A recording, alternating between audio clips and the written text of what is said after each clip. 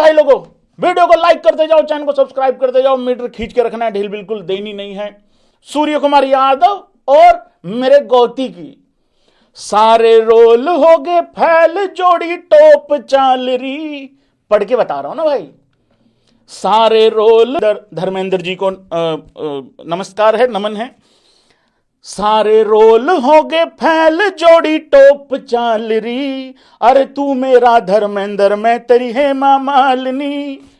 मी गोती भैया, मी गोती भैया, मी गोती भैया। तो भाई लोगों, रोल्स इंटरव्यू में पढ़ के ये महसूस हुआ कि एक तो सूर्या ने ये कहा कि मुझे और शुभमन गिल को जिम्मेदारी लेनी चाहिए थी। नहीं, तुम लोगों को पिछले 20 पारियों से जिम्मेदारी लेनी चाहिए, लेकिन ले नहीं रहे हो तुम। अरे एक बात बताऊं मैं तुम लोगों को, हे गांव वालों, तुम गौतम गंभीर को जितना मर्जी क्रिटिसाइज कर लो, जो मर्जी हाहाकार मचाना मचा लो। शुभमन गिल पे मैं कल भी बात किया हूं, 2 ऑप्शन है, या तो निकलो टीम से या फिर नंबर 3 पे आओ। सूर्य कुमार यादव भाई, कैप्टनसी कोटा बोल रहे हैं लोग, मेरे राजा कुछ करो, चिंगम चुंगम छोड़ो, टीम को चबाओ। लेकिन राणा जी की भी कुर्बानी दे के हम लोग आगे बढ़ रहे हैं। गौतम गंभीर के दिल से पूछो क्या हो रखा है उनके साथ, तो हमने जीतना तो है ही है। तो जैसे ही जीतते हैं फिर सबका रोना रप्पा दूर हो जाता है, ना कोई फ्लेक्सिबिलिटी पे बात करता है। लेकिन अपना कितना ही खून जला लें, मेरा तो देखो एकदम खत्म होगा शरीर, एकदम है, बचा ही कुछ नहीं है, माइक जैसा हो गया हूं। ये तो मैंने फिल्टर डाल के थोड़ा अपने आप को ऐसे फुला रखा है, नहीं तो शरीर में कुछ नहीं रह गया है। जल जल के सारा शरीर का खून खत्म हो चुका है। देखो, संजू सैमसन अच्छा खेल रहा था एज ओपनर, उसको हटाने की जरूरत नहीं थी। तिलक वर्मा नंबर 3 पे अच्छा खेल रहा था, उसको भी हटाने की जरूरत नहीं थी। करेक्ट है, करेक्ट बोलते रहो अगर मैं करेक्ट बोल रहा हूं तो। नहीं ऐसा कन्वर्स। लेकिन जब हमारे जब हमारे सेलेक्टर आके इतनी बेशर्मी से बयान देते हैं, नहीं संजू तो इसलिए खेल रहा था क्योंकि गिल और जायसवाल अवेलेबल नहीं थे।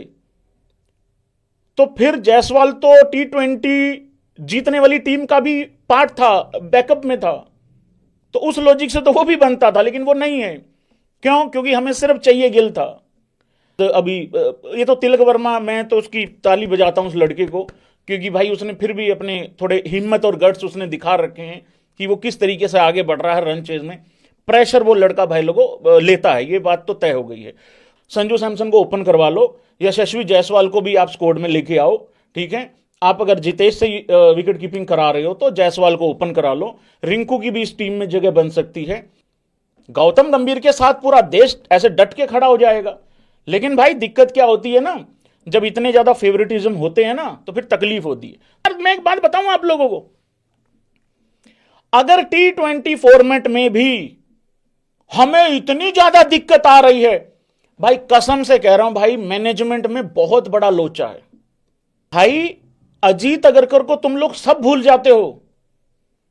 मैं आपको दावे के साथ कह सकता हूं, अजीत अगरकर गौतम गंभीर से भी बड़ा जिम्मेदार है इन सारी बर्बादियों का, इन सारे मेस जो हो रखा है, ये जो रायता फैलाया है, कीचड़ फैला दिया है, पूरा कीचड़ कर दिया है। गौतम गंभीर से भी बड़ा अजीत अगरकर जिम्मेदार है यहां पे। श्री अजीत अगरकर जी, सॉरी गलती होगी भाई, श्री अजीत अगरकर जी जिम्मेदार हैं।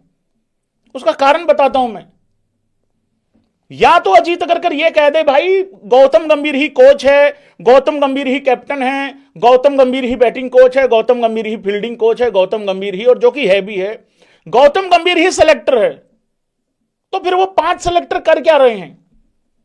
क्या उन 5 सेलेक्टर को यह नहीं समझ में आ रहा कि भाई तुमने 3-4 लड़कों के साथ बेड़ा गर्क कर दिया?